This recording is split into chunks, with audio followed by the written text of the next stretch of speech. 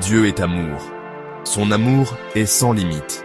Il s'étend à chaque recoin de l'univers, à chaque être humain, quel que soit son passé, son présent ou son futur. Imaginez la chaleur du soleil, atteignant chaque partie de la terre. C'est un aperçu de l'amour de Dieu, englobant toute la création.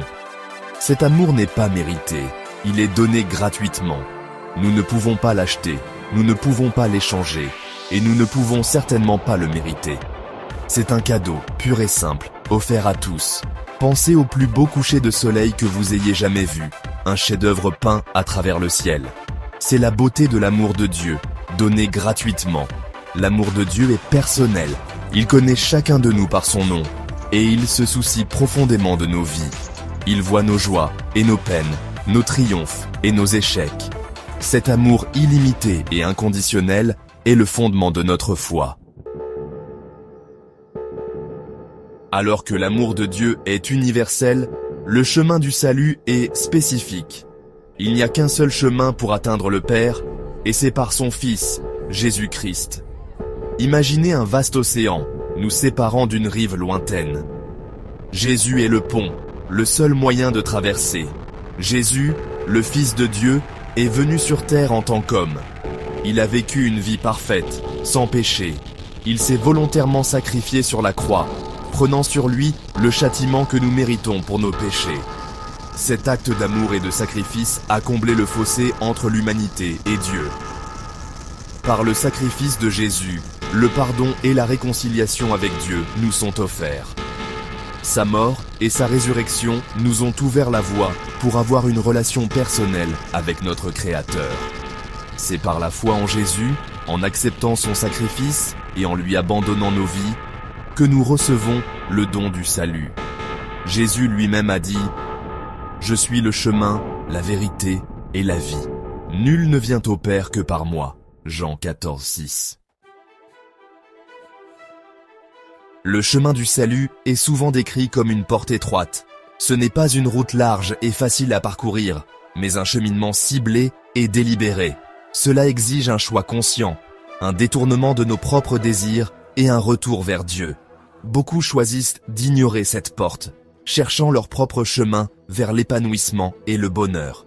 Ils peuvent trouver une satisfaction temporaire dans les poursuites mondaines, mais finalement, ils découvriront que la vraie joie et la paix durable ne se trouvent que dans une relation avec Dieu. Imaginez une ville animée, remplie de distractions et de détours. La porte étroite est presque cachée, mais elle mène à un lieu de paix, de beauté et de vie éternelle. Choisir ce chemin signifie laisser derrière soi le bruit et le chaos et embrasser une vie de but et de sens. La conséquence du rejet de Jésus-Christ est la séparation éternelle d'avec Dieu. On parle souvent de la seconde mort, une mort spirituelle qui dure pour toujours. Ce n'est pas un lieu physique de feu et de soufre, mais un état d'être coupé à jamais de l'amour et de la présence de Dieu. Imaginez l'obscurité la plus profonde, un lieu dépourvu de lumière, de chaleur et d'espoir.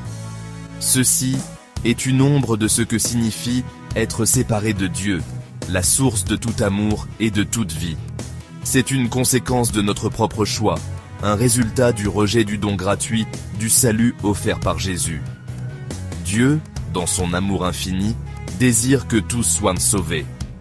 Il ne veut pas que quiconque périsse, mais il respecte notre libre arbitre. Le choix nous appartient.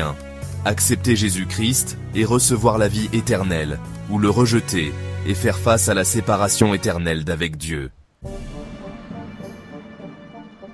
L'amour de Dieu est un cadeau, offert gratuitement à tous. Accepter ce cadeau, cependant, exige notre participation active. Cela commence par reconnaître notre besoin d'un sauveur, en reconnaissant que nous ne pouvons pas combler le fossé entre nous et Dieu par nous-mêmes. Cette reconnaissance conduit à la repentance, un détournement de nos voies pécheresses et un retour vers Dieu.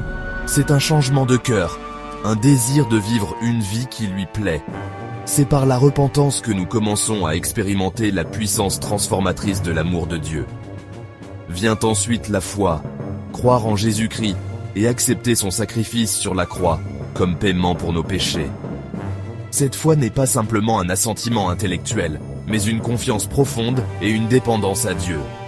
Enfin, accueillir le don du salut signifie vivre une vie qui reflète notre nouvelle foi. Cela implique d'aimer Dieu de tout notre cœur, de toute notre âme et de tout notre esprit, et d'aimer notre prochain comme nous-mêmes. La vie éternelle ne consiste pas seulement à vivre pour toujours, mais à vivre dans une relation profonde et durable avec Dieu, maintenant et dans le futur. C'est une vie remplie de joie, de paix et de but. Une vie qui commence au moment où nous acceptons Jésus-Christ comme notre Seigneur et Sauveur. Imaginez un monde baigné dans la douce lumière de l'amour de Dieu. Un monde où il n'y a plus de douleur, de souffrance ou de mort.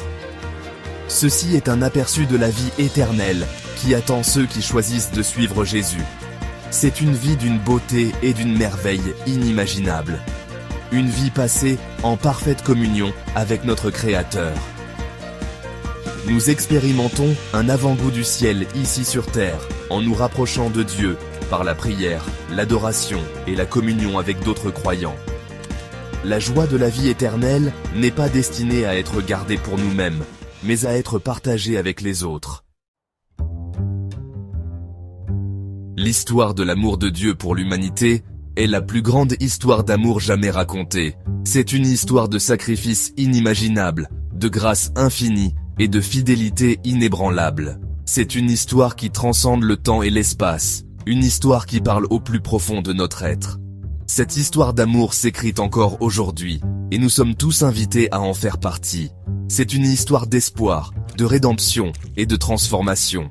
C'est une histoire qui offre le pardon pour le passé, la liberté pour le présent et l'espoir pour l'avenir. Où que vous soyez dans votre cheminement, peu importe ce que vous avez fait ou n'avez pas fait, l'amour de Dieu est disponible pour vous.